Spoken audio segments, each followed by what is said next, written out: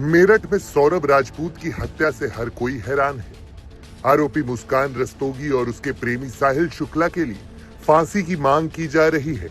जानकारी के मुताबिक मृतक सौरभ राजपूत अपनी बेटी का छठा जन्मदिन मनाने लंदन से भारत लौटे थे। बता दें कि सौरभ की पत्नी मुस्कान और प्रेमी साहिल ने ही उसकी हत्या कर दी थी और शव को 15 टुकड़े कर ड्रम में डाल दिया था। इतना ही नहीं, मुस्कान ने पति की हत्या के बाद किसी को शक न हो, इसके लिए मुस्कान ने सौरभ के मोबाइल से उसके परिवार को मैसेज भेजे ताकि लगे कि वो जिंदा है। सौरभ की बहन का कहना है कि उन्हें शक तब हुआ जब उसे कई बार कॉल किया पर कोई जवाब नहीं मिला। इसी दौरान सौरभ की 5 साल की बेटी ने पड़ोसियों से कहा कि पापा ड्रम में है। मासूम बेटी के कहने को शायद आस पड़ोस वालों ने गंभीरता से नहीं लिया, लेते भी कैसे, छोटी बच्ची जो ठहरी। पर कहते हैं ना, बच्चे भगवान का रूप होते हैं। बेटी का ये कहना शायद सौरभ की मां के कानों को खटक गया और फिर सौरभ की मां ने पुलिस को सूचना दी। इस मर्डर मिस्ट्री के कई सारे पहलू हैं, सवाल भी कई सारे। आरोपी साहिल को लेकर जो खुलासा हुआ वो तो और भी चौंकाने वाला रहा। क्या कोई लड़की अपने मकसद को अंजाम देने के लिए इस हद तक जा सकती है?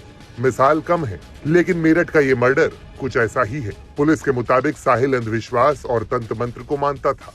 उसकी इस कमजोरी का उसकी प्रेमिका और सौरभ हत्याकांड की मुख्य आरोपी और सौरभ की पत्नी मुस्कान ने फायदा उठाया। पुलिस के मुताबिक मुस्कान ने साहिल की मृत मां के नाम पर स्नैपचैट अकाउंट बनाया और साहिल से वो साहिल की मृत मां बनकर स्नैपचैट करने लगी। साहिल को उसकी मृत मां के अकाउंट पर वो बताती थी कि मुस्कान अच्छी लड़की है और वो उसे पसंद है। अंधविश्वासी साहिल को लगता था कि उसकी मां उससे बात करती है। आरोप है कि इसी फर्जी चैट से वो मुस्कान के पति सौरभ राजपूत की मर्डर में शामिल हो गया।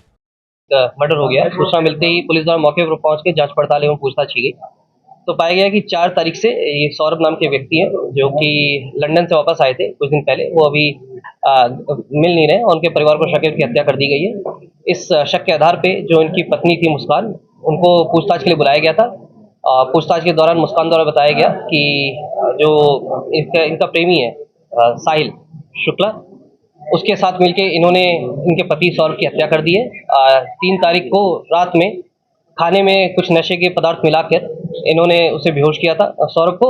उसके बाद साहिल इनके घर पे आया था रात में और रात में आने के बाद चाकुओं से वार कर उसके सीने पर उसकी हत्या कर दी गई थी। और उसके बाद ये बाथरूम में ले जाके उसका जो गर्दन है, सिर, उसको इन्होंने चाकू से काटा है और जो हथेलियां हैं उसको काट कर एक ड्रम में भरकर उसमें सीमेंट भर दिया था और उसको कमरे में छोड़कर ये दोनों ही लोग शिमला, मनाली और कसौल चले गए थे और ये परसों ही वापस रात में लौटे थे।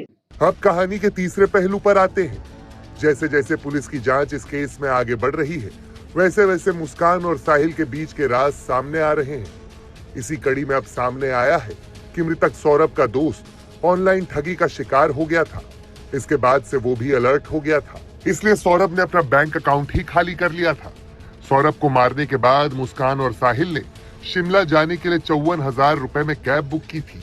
शिमला के बाद दोनों मनाली और फिर कसौल चले गए थे। एसपी सिटी ने बताया कि 1 लाख रुपए जो मुस्कान को सौरभ ने दिए थे, वो सब रुपए शिमला में मुस्कान खर्च कर आई। जब रुपए खत्म हो गए तब दोनों मेरठ आ गए। पुलिस को इस बात की भी जानकारी हाथ लगी कि शिमला में मुस्कान और साहिल ने खुद को पति पत्नी बताकर होटल में कमरा लिया था, क्योंकि बिना पति पत्नी के होटल में कमरा नहीं मिल रहा था। धीरे धीरे मामला तो साफ हो रहा है, लेकिन इस केस में कुछ कहा नहीं जा सकता। जिस तरह से एक के बाद एक खुलासे हो रहे हैं, उसको देखकर तो यही लगता है कि सच अभी दूर है। बहरहाल मुस्कान जेल में है। हत्या के आरोप में गिरफ्तार पत्नी मुस्कान जेल में रात भर करवटें बदलती रही। उसने खाना भी नहीं खाया। रात में जेल की बैरक में कभी उठकर बैठ जाती तो कभी टहलने लगती।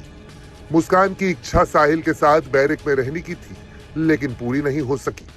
दरअसल मुस्कान और उसके बॉयफ्रेंड साहिल को सीजेएम कोर्ट में ने 14 दिन की न्यायिक हिरासत में मेरठ जेल भेज दिया है। बुधवार शाम पुलिस मुस्कान और साहिल को सीजेएम कोर्ट में पेश करने पहुंची। इससे पहले मीडिया के सामने जब मुस्कान पहुंची तो उसकी मांग में सिंदूर था। सवाल करने पर कि ये सिंदूर किसका है, वो लोगों को घूरने लगी और फिर नजरें झुका ली।